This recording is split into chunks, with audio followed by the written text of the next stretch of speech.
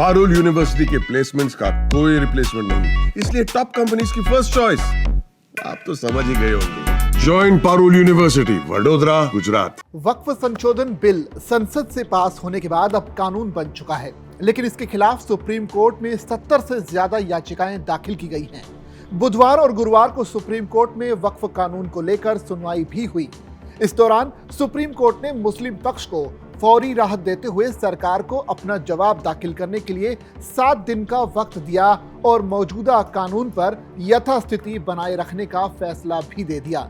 वैसे supreme court में जब पहले दिन यानी बुधवार को सुनवाई हुई थी, तो सुप्रीम कोर्ट में वक्फ कानून पर दलीलें सुन रहे 3 जजों की बेंच ने ये संकेत दे दिए थे कि सर्वोच्च अदालत इस पर अंतरिम फैसला दे सकता है। हालांकि ऐसा हुआ नहीं, लेकिन इन सब के बावजूद मोदी सरकार को ये खतरा है कि सुप्रीम कोर्ट वक्फ कानून के खिलाफ फैसला दे सकती है। लिहाजा अब मोदी सरकार वक्फ कानून पर प्लान बी की रणनीति पर काम करने में जुट गई है। अब सवाल उठता है कि वक्फ कानून पर मोदी सरकार का प्लान बी क्या है। दरअसल दबी जुबान में ही सही, लेकिन कुछ सूत्र ये दावा कर रहे हैं कि केंद्र सरकार वक्फ कानून पर मंडरा रहे खतरे के बादलों के बीच अध्यादेश के जरिए इस कानून पर आगे बढ़ सकती है। सोशल मीडिया पर भी अध्यादेश की खूब चर्चाएं होने लगी हैं। सोशल मीडिया साइट एक्स पर हनुमानचंद जैन नाम के एक यूजर ने लिखा कि वक्फ संशोधन अधिनियम के किसी भी बिंदु पर पीछे नहीं हटेगी सरकार। विधेयक विरोधी निर्णय आने की स्थिति में अध्यादेश लाकर कोर्ट के निर्णय को पलटने के मूड में है सरकार। इसके अलावा संजय कुमार नाम के यूजर ने सोशल मीडिया पर लिखा कि वक्फ पर आगे सिर्फ 2 तरीके से बढ़ा जा सकता है। सुप्रीम कोर्ट को स्पष्ट किया जाना चाहिए कि रोक लगाओ तो भी अध्यादेश लाकर आगे बढ़ेंगे।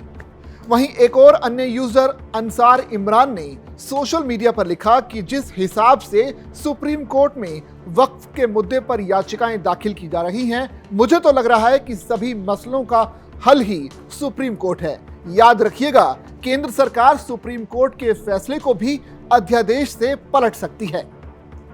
ऐसे में सवाल है कि अगर सुप्रीम कोर्ट नए वक्फ कानून को अवैध घोषित करते हुए रद्द कर देता है, तो क्या सुप्रीम कोर्ट के फैसले को पलटा जा सकता है?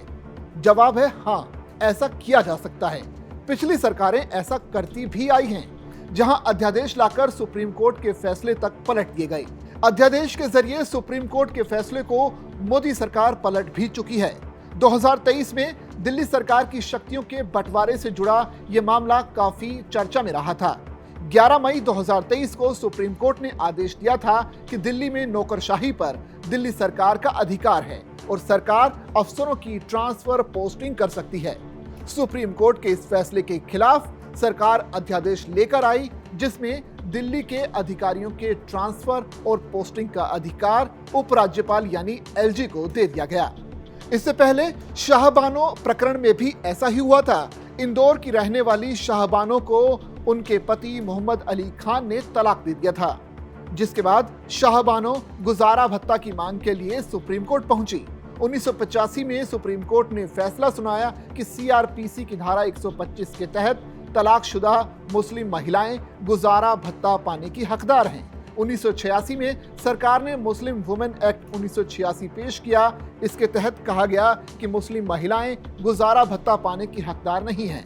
तलाकशुदा मुस्लिम महिलाएं इद्दत के 3 महीने की अवधि पूरा होने तक ही गुजारा भत्ता पाने की हकदार हैं।